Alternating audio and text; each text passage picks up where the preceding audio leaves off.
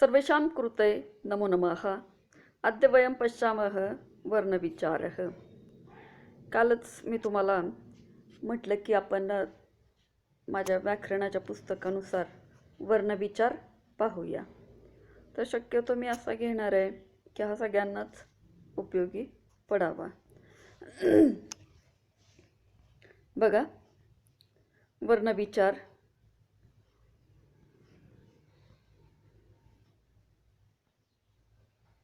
आता वर्ण कोणत्याही लहानात लहान ध्वनीला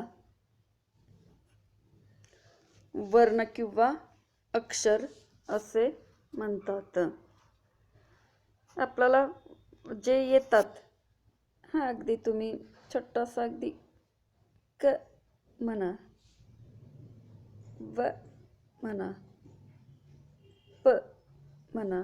जेव्हा अर्धा असतो ना तेव्हा अगदी छोटा असतो, किंवा कुठलाही अगदी क अशा ख एकदम छोट्यात छोटा ध्वनी जरी जो असतो, येतो, उद्भवतो, तर त्याला सुद्धा वर्ण असं म्हटलं जातं. कोणत्याही लहानात लहान छोट्यात छोट्या ध्वनीला वर्ण असे म्हणतात किंवा अक्षर म्हणतात. व वर्णांच्या समूहाला वर्णमाला असे म्हणतात. आता हे सगळे वर्ण एकत्र केल्यानंतर हे अ आ इ ई किंवा क ख ग ग हे खालचे सगळे, तर हे सगळे एकत्र केल्यानंतर या सगळ्यांच्या समूहाला वर्णमाला असे म्हणतात. बघा, संस्कृत वर्णमाला 2 भागांमध्ये विभाजित केली जाते. संस्कृतची वर्णमाला 2 भागांमध्ये विभाजित केलेली आहे. एक स्वर आणि दुसरी व्यंजने. बघा, आता स्वर कशाला म्हणायचं? जे वर्ण उच्चारण कालात दुसऱ्या कोणत्याही वर्णाचे साहाय्य घेत नाहीत त्यांना स्वर म्हणतात. आता संस्कृतमधले स्वर तुमच्या ह्याच्यामध्ये ती पण दिलेले आहेतच. हे संस्कृतमधले स्वर आहेत. अ आ इ ई उ ऊ ऋ ऋ लू ए ऐ ओ औ हे संस्कृतमधले स्वर आहेत. त्यातले अ ई उ आणि हा ऋ हे ऱ्हस्व स्वर आहेत. हे सगळे काय आहेत? तर ऱ्हस्व स्वर आहेत. त्याच्यामध्ये लू पण घेतात. हे सगळे ऱ्हस्व स्वर आहेत. लक्षात ठेवा, ऱ्हस्व स्वर अ ई उ ऋ लू. आणि दीर्घ स्वरामध्ये आ ई उ ऋ हे दीर्घ स्वर आहेत. त्याच्यामध्ये आई पण घेतला पाहिजे दीर्घ स्वरामध्ये. आता हे कसं आहे म्हणते का, ए ऐ आपण इकडं अगदी ह्याच्यामध्ये घेतला नाही, कारण हे दोन्ही संयुक्त स्वर आहेत. हे पण संयुक्त स्वर आहेत. पुढे येतेच आपल्याला ते. तर हे स्वर आहेत. स्वर कशाला म्हणतात? जे वर्ण उच्चारण कालात दुसऱ्या कोणत्याही वर्णाचे साहाय्य घेत नाहीत त्यांना स्वर म्हणतात. या अ आ इ ई उ ऋ ऋ लू ए ऐ यांचं उच्चारण करण्यासाठी आपल्याला दुसऱ्या कोणत्याही वर्णाचं सहाय्यता घ्यावी लागत नाही. हे स्वतंत्रपणे या स्वरांचं उच्चारण होत असतं. आता मी तुम्हाला काल सांगितलेलं त्या लेक्चरमध्ये सुद्धा की अयोगवाह म्हणजे चिन्ह. संस्कृतमध्ये चिन्हांना अयोगवाह असं म्हणतात. म्हणजे व्याकरणाच्या भाषेमध्ये अयोगवाह असं म्हणतात. तर ते चिन्ह ही 2 आहेत बघा, आणि हा विसर्ग. हे बघा की हे असं याच्यावर हे चिन्हच आहे की हे विसर्ग चिन्हच आहे.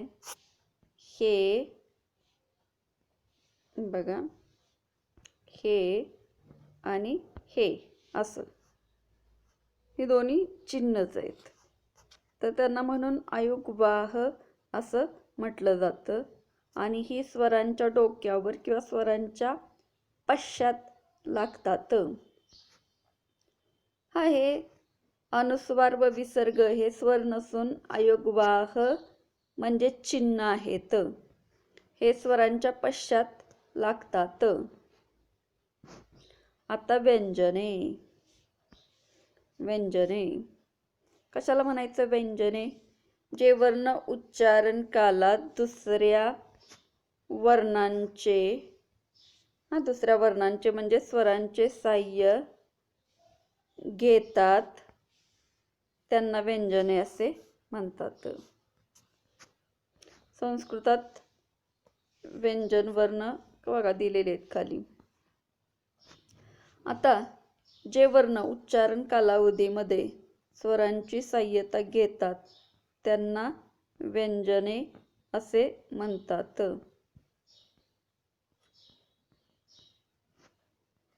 बघा की क, जेव्हा हा क असा दाखवलेला असतो तेव्हा तो पायमोडका क व्यंजन रहित असतो. जो व्यंजन आपलं स्वर रहित असतो, जो स्वर रहित असतो त्याला हलवर्ण असं म्हटलं जातं. बघा, जेव्हा या क मध्ये अ मिसळतो तेव्हा तो क पूर्ण तयार होतो, त्यावेळेस त्याला आपण व्यंजन म्हणू शकतोय. आणि जोपर्यंत त्याच्यामध्ये स्वर मिसळत नाही तोपर्यंत हा क हलवर्ण असतो. हलवर्ण.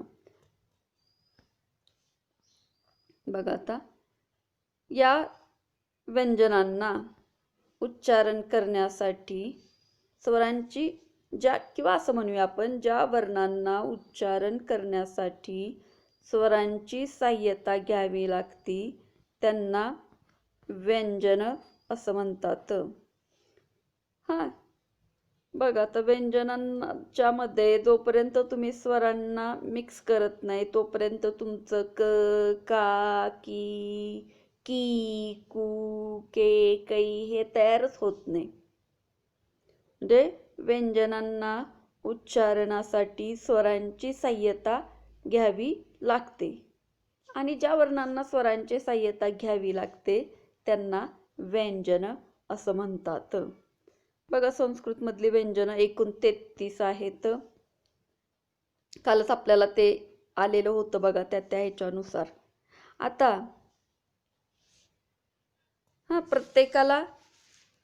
प्रत्येकाचं विभाजन केलेलं आहे बघा. हे क वर्गाचं विभाजन आहे, च वर्गाचं आहे, ट वर्गाचं आहे, त वर्गाचं आहे, प वर्गाचं आहे, अंतस्थ आणि हे उष्म आहेत. आता क वर्गाचं विभाजन करत असताना हे सगळे कंठे आहेत, यांचं कंठातून उच्चारण होतं. क, ख, ग, घ, ङ याचं उच्चारण, या वर्णाचं उच्चारण असं करतात. ङ, ङ. हा, वाङ्मय ते लक्षात ठेवा. हे जर तुम्हाला उच्चारण याचं लक्षात येत नसेल तर वाङ्मय, वाङ्मय हा शब्द लक्षात ठेवा. ङ, ङ, वाङ्मय, वाङ्मय, वाङ्मय. म्हणजे याचं उच्चारण काय आहे ते लक्षात राहील. आता ज्या वर्णापासून सुरुवात होते त्याचं त्यांच्या गटाला नाव दिलेलं आहे क वर्ग. मग क वर्गामध्ये काय काय येतं? क, ख, ग, घ, ङ हे क वर्गामध्ये येतात. ज्याच्यापासून सुरुवात होते त्याचं नाव दिलेलं आहे. ज्याच्यापासून सुरुवात आहे त्या गटाला ते नावं दिलेले आहेत. मग हे असे आपल्याला लक्षात पण ठेवता येतात बघा. क, च, ट, त, प. आणि पुढचे इथपर्यंत लक्षात ठेवायचे. इथं शेवटी हा 5वा वर्ण कुठला आहे तो लक्षात ठेवायचा. क, ख, ग, घ, ङ. आता आपण दुसरा च वर्ग बघूया.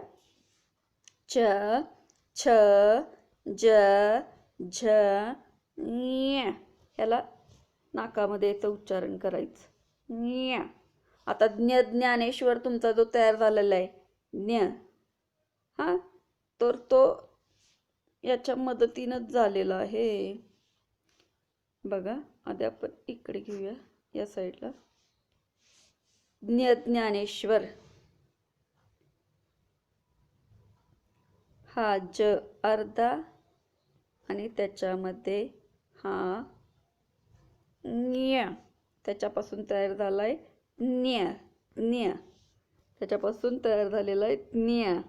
त्यामुळे ञ ह्याचं उच्चारण असं लक्षात ठेवा. कसं याचं उच्चारण? ञ. ञ. ज्ञला लक्षात ठेवलं का नाही? ज्ञ ज्ञ ज्ञ ज्ञ.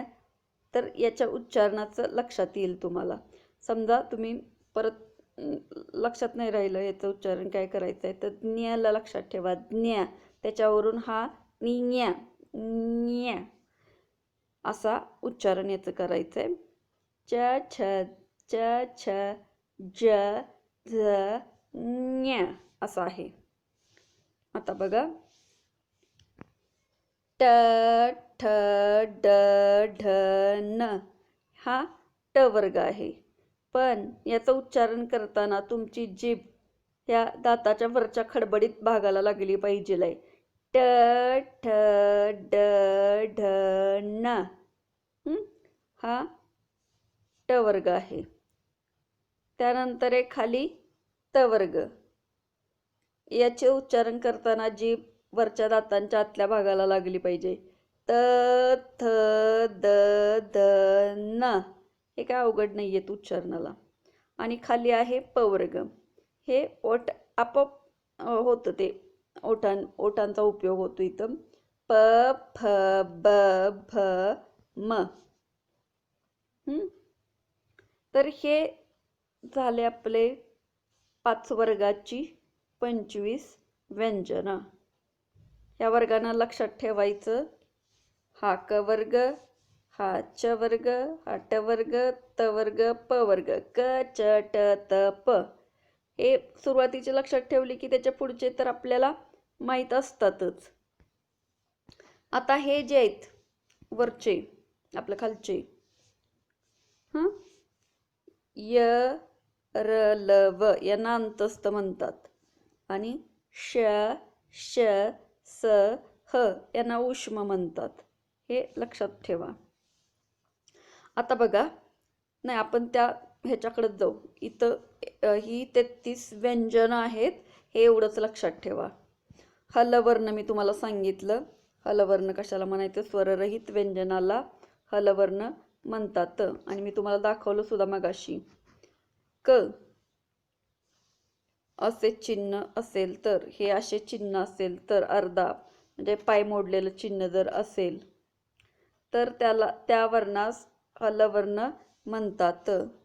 हे असं असेल म्हणजे हे असं चिन्ह जर असेल तर त्या वर्णाला हलवर्ण म्हणतात, म्हणजे स्वररहित. जोपर्यंत त्याच्यामध्ये स्वर मिक्स होत नाही तोपर्यंत तो हलवर्ण असतो.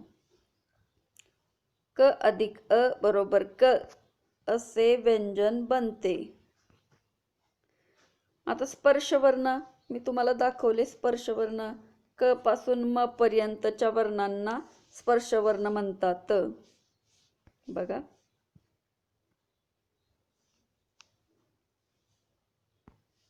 हे जे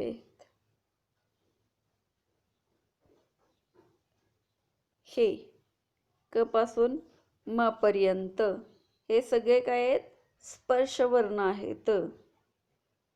क पासून म पर्यंत स्पर्शवर्ण म्हणतात. आता वर्ग 5 वर्णांच्या समूहाला वर्ग म्हणतात व वर्गाच्या पहिल्या वर्णावरून त्याला त्या वर्गास नाव मिळाले आहे. जसे क वर्ग. हां, क वर्गामध्ये क ख ग घ ङ येतात. अंतस्थ य र ल व हे अंतस्थ वर्ण आहेत आणि उष्म श श स ह हे उष्म वर्ण आहेत. तर हा आहे आपला एवढा वर्णविचार. लक्षात ठेवा याला.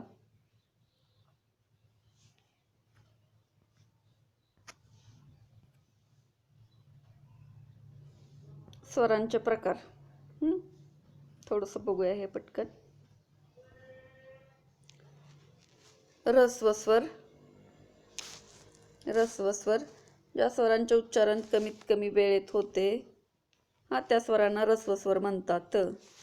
अ इ उ ऋ आणि लू हे ऱ्हस्व स्वर आहेत. मी अगोदर पण सांगितलंच तुम्हाला. ज्या स्वरांचं उच्चारण अगदी कमीत कमी वेळेत होतं त्यांना ऱ्हस्व स्वर असे म्हणतात. आता दीर्घस्वर. ज्या स्वरांच्या उच्चारणास ऱ्हस्व स्वरांपेक्षा दुप्पट वेळ लागतो त्यांना काय म्हणतात? दीर्घस्वर. दीर्घस्वर कुठले? तर ज्या स्वरांच्या उच्चारणास ऱ्हस्व स्वरांपेक्षा दुप्पट वेळ लागतो त्या स्वरांना दीर्घस्वर म्हणतात.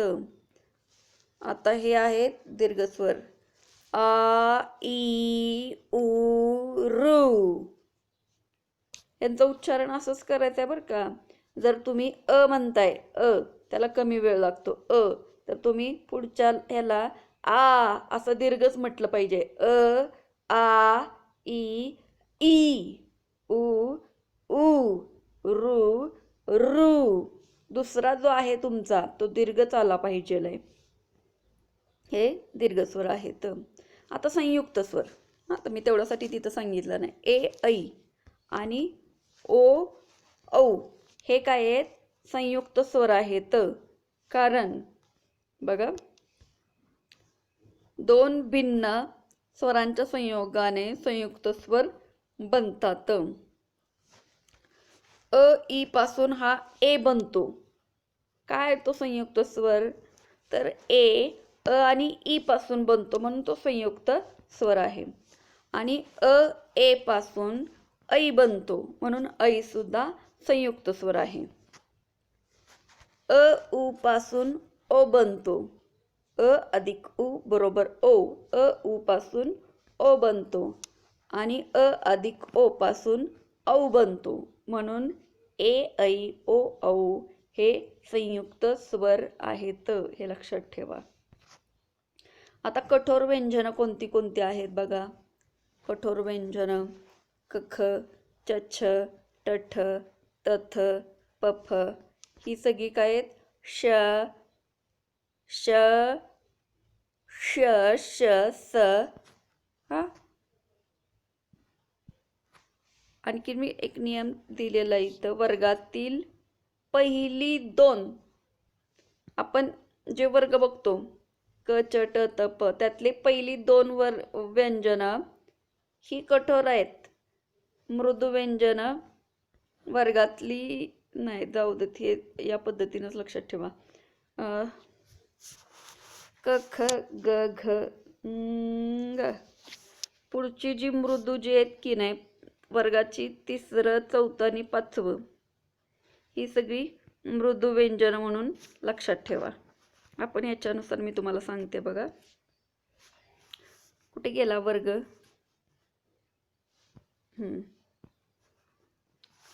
तर वर्गातली जी पहिली दोन आहेत त्यांना कठोर व्यंजन म्हणून लक्षात ठेवा.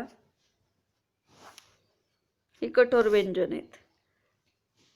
वर्गातली पहिली दोन अक्षर क ख च छ ट ठ त थ प फ यांना तुम्ही कठोर वर्ण म्हणून लक्षात ठेवा. आणि शिवाय हे उष्म येतच त्याच्यामध्ये. श श स ह हे पण कठोरमध्येच येतं. आणि त्यानंतर वर्गातली ही तिसरं चौथं पाचवं तिसरं चौथं पाचवं ही मृदू व्यंजन म्हणून लक्षात ठेवा.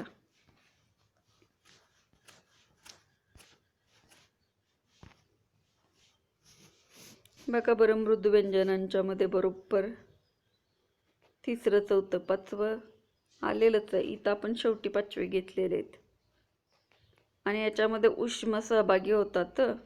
श श स श श स हे येतेच आहे ह्याच्यामध्ये कठोरमध्ये.